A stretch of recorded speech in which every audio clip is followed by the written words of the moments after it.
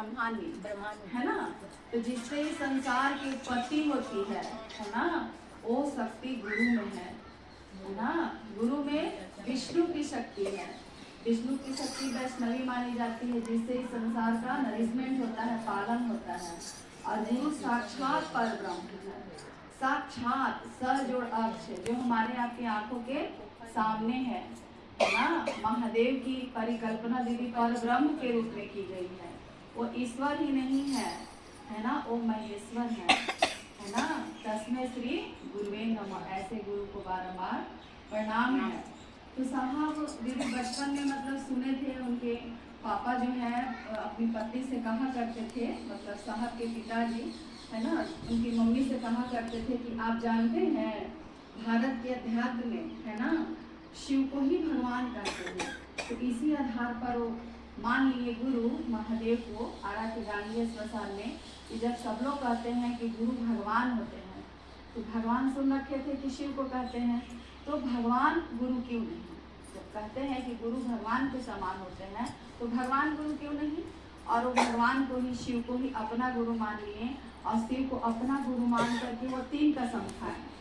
पहली कसम थी दीदी कि आसमान से उतर के आइएगा, जैसा फोटो में दिखते हैं, तो मैं आपसे कुछ नहीं सीखूंगा, है ना। पहली कसम थी साहब की।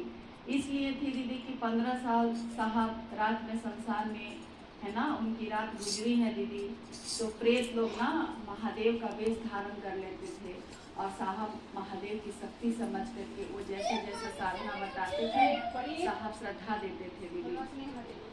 बाद में उनकी निम्न आचरण से समझ में आया कि ये महादेव नहीं है ना, ये लोग क्या है, प्रेत रूप की छाया है ना। दूसरी कसम खाए दीदी कि आदमी के रूप में आइएगा और कहिएगा कि मैं ही महादेव हूँ, तो मैं आपसे कुछ नहीं सीखूंगा।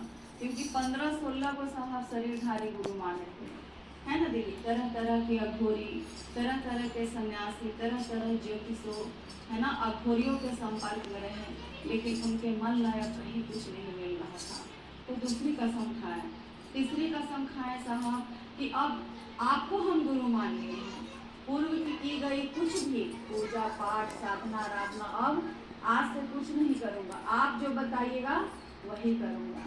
तो महादेव साहब के शर्त के अधीन है ना दीदी, ना वो आसमान से आए है ना दीदी, ना वो साधु के भेष में आए है ना, एक अलौकिक माध्यम से। जैसे साहब को दीदी, ये जब हम लोग पहला सूत्र हम लोग दया मानते हैं, तो साहब शिव को जब गुरु माने, समझ रहे हैं, आरा के गांधी श्मशान में, तो जब गुरु माने तो वहीं पे दया हो गई।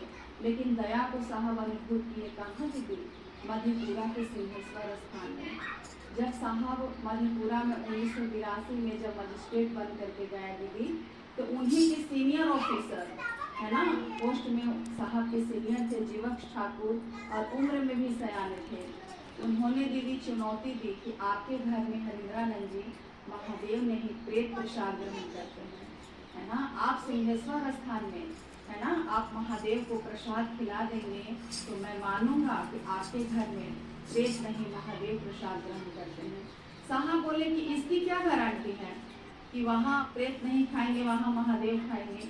तो वो बोले कि हम पुराण में पढ़े हैं कि वहाँ श्रृंगी ऋषि द्वारा स्थापित शिवलिंग है, वहाँ प्रेत का वास नहीं है। और 400 लोगों में साहब को दीदी चुनौती दी गई है ना, और साहब को चुनौती दी गई दीदी, और वहाँ का जो मुख्य पुजारी थे वही मतलब पीतल का जो परात होता है उसमें 50 रसगुल्ला निकाले, जो पूरब थी वो थाली पश्चिम चली गई, 15 रसगुल्ला गायब हो गया, और 35 रसगुल्ला आधा आधा भाग में दीदी बट गया है ना। तो साहब जो थे दीदी, वो मतलब अपने मानस मूर्ति महादेव से उद्विग्नता में, व्याकुलता में, दयनीयता में साहब अनुरोध किए, रिक्वेस्ट किए महादेव से कि बूढ़ा वो इज्जत रखी है, और महादेव ने है ना दीदी इज्जत रखी नहीं।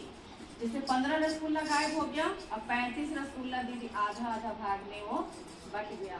तो साहब दया को अनुभूत किए कि सारा का सारा खेला गुरु की दया का है, उनको अपना गुरु मानना ही अपने आप में चमत्कार है। तो दीदी दया जो है एक मन स्थिति है ना, मन की जरूरत है नहीं। जब हमारा आपका मन हार जाता है, विवश हो जाते हैं, लाचार हो जाता है, जब डॉक्टर बोल देता है कि ले जाइए इनको, नहीं बीमारी लाइलाज हो गई है, तब हम आप एक पल के लिए हारते हैं दीदी, है ना। लगता है कि कहीं से कोई मदद तो कर दे ताकि जीवन बच जाए, नहीं दीदी। तब उस स्थिति में हम लोग का मन जो है ना हार करके दया मांगने की स्थिति में जाता है कि गुरु अब आप ही उपाय हैं, नहीं हम तो निरुपाय हैं, आप थोड़ा सहायता कर दीजिए।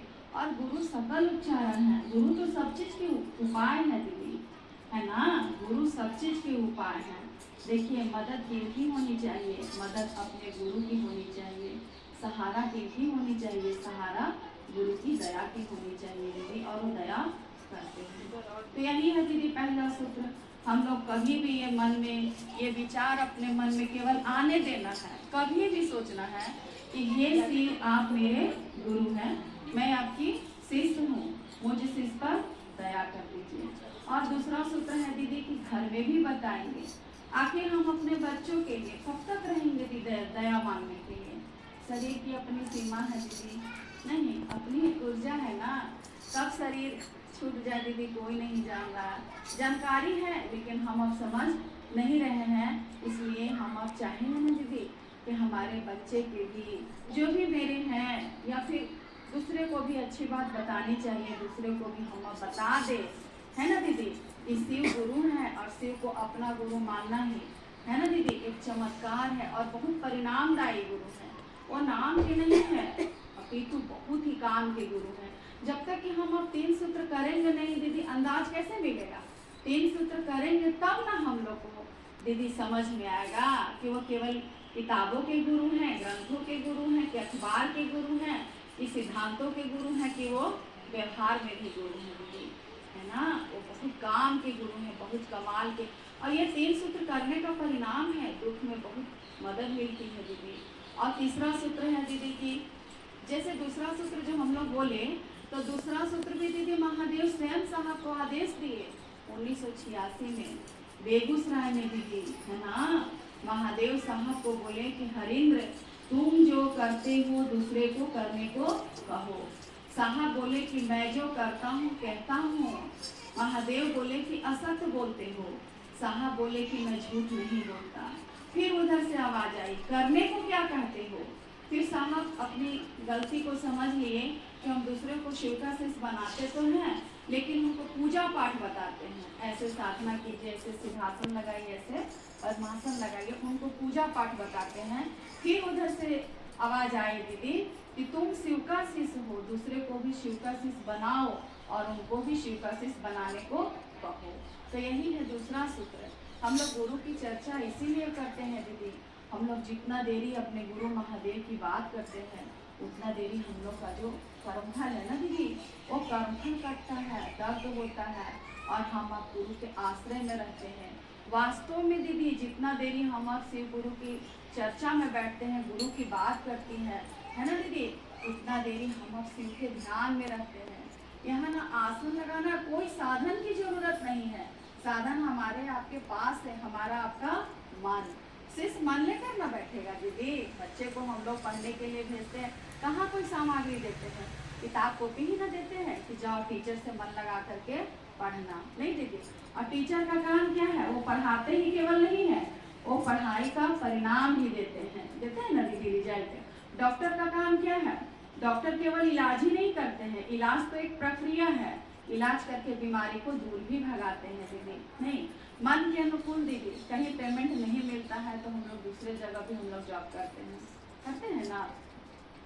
या फिर दीदी डॉक्टर से इलाज ठीक से नहीं हो पाता है तो हम लोग डॉक्टर बदल लेते हैं। और हम लोग जान रहे हैं दीदी कि धरती के लोगों ने ही महादेव को महादेव कहा है, वो जगत गुरु है, वो विश्व गुरु है दीदी। तो इसलिए दीदी हम लोग जहाँ तक हो सके हम लोग गुरु की चर्चा में अपने गुरु महादेव की बात करते हैं, बात करेंगे भी दीदी। जितना हम लोग को अपने गुरु महादेव समझाएंगे उतना देरी हम लोग महादेव की बात करेंगे, और जितना देरी महादेव की बात करेंगे उतना देरी हम लोग महादेव के पास शिव लोक में रहते हैं दीदी, शिव के धाम में रहते हैं, है ना। और तीसरा सूत्र है महादेव को नमः शिवाय से प्रणाम करना है। नमः शिवाय भी दीदी साहब को मिला 1975 में मुजफ्फरपुर के तुर्की नामक कॉलेज में आम के पेड़ के नीचे। हवा का डाकिया साहब के सांस पर नमक चढ़ाया और प्रश्वास जब साहब सांस छोड़े दीदी तो वो सिवाय निकला। यानी साविध मंत्र है, विधि के साथ है। दो तरीका हम लोग को साहब दिए हैं दीदी। एक 24 घंटा में एक माला हम लोग प्रणाम करेंगे। 24 घंटा में एक माला, जैसे आज सूर्योदय सुबह 6 बजे से कल सूर्योदय सुबह 6 बजे तक 24 घंटा हुआ ना दीदी, तो 24 घंटा में हम आप कभी भी है ना एक माला अपने गुरु महादेव को प्रणाम करेंगे नमः शिवाय से। इससे क्या लाभ है दीदी? इससे लाभ है दीदी जो दुख परेशानी है, लौकिक जो कष्ट परेशानी है, कठिनाइयाँ है दीदी, वो कम होती है ना। और दूसरा है सांसों की माला। सांसों की माला भी एक माला है। हम आपकी सांस आ रही है, जा रही है, आ रही है, जा रही है, तो सांस हमारी आपकी आएगी दीदी तो हम लोग सोचेंगे नमः, और सांस छोड़ेंगे सोचेंगे शिवाय। इससे क्या लाभ है? ईश्वर प्राप्ति के मंत्र हैं, शिव प्राप्ति के मंत्र हैं दीदी। शिव से सानिध्य लाभ हेतु बहुत ही कारगर है। सांस पर हम आप इसको महसूस करेंगे कि हम आप सांस ले रहे हैं तो सोचेंगे नमः, सांस छोड़ रहे हैं तो सोचेंगे शिवाय। और ये 3 सूत्र में दीदी कहीं कोई नियम नहीं है, कोई वर्जना नहीं है, कोई बंदिश नहीं है दीदी, है ना। कोई रुकावट नहीं है। आप जहाँ हैं, जैसे हैं, जिस स्थिति में हैं, देवालय से लेकर के दीदी शौचालय तक साहब ने सबको स्वतंत्रता दी है कि दया मांगा जाए। दया मांगने की हम आदत डालें और महादेव को नमः शिवाय से प्रणाम करने की हम आप आदत डालें। क्योंकि देखिए शरीर की एक सीमा है ना, आज शरीर चल रहा है, कल का भरोसा नहीं है, लेकिन हम लोग का आदत बना रहेगा दया मांगने की और नमः शिवाय से प्रणाम करने की, तो जुड़ाव बना रहेगा, रिश्ता बना रहेगा। इसी के लिए दीदी ये 3 सूत्र है। ये 3 सूत्र हम लोग को करना है ना। कभी भी दया मांगना है, दूसरे को भी बताना है और महादेव को नमः शिवाय से प्रणाम करना है। बहुत अच्छे गुरु हैं, बहुत काम के गुरु हैं। इसको बताया जाए दीदी, है ना, दूसरे को भी बताइए, है ना, खुद भी करें और दूसरे को भी हम बताएं। क्योंकि साहब का ये सपना है दीदी कि आदमी के जीवन में बहुत दुख और तकलीफ, कष्ट, परेशानियां हैं। नहीं, इससे बचा कैसे जाए? नहीं दीदी, मुक्ति का उपाय क्या है? मुक्ति का उपाय दीदी यही 3 सूत्र हैं। क्योंकि गुरु जो है ना अपने शिष्य को भोग और मोक्ष अभिन्न रूप से देते हैं। महादेव से ऊपर कौन है? महादेव के जैसा कोई नहीं है, तो ऊपर की बात कहाँ से करिएगा, है ना दीदी। तो हम लोग ये 3 सूत्र करेंगे, है ना। बहुत काम का ये 3 सूत्र है दीदी। दया मांगेंगे, महादेव को नमः शिवाय से प्रणाम करेंगे और दूसरे को भी बताएंगे। यही है दीदी 3 सूत्र। और साहब की लिखी पुस्तक है दीदी आओ चले शिव की ओर। कोरोना काल में साहब लिखे, आप लाई है पुस्तक दीदी? पुस्तक हम लाए हैं। आप मंगवाए भी थे। हाँ अच्छा लेंगे ना पड़ेगा, 4 चाहिए। अच्छा है क्या? नहीं, हम तो अभी ये 2 आओ चले कन्नीला फूल लेकर आए थे। आओ चले शिव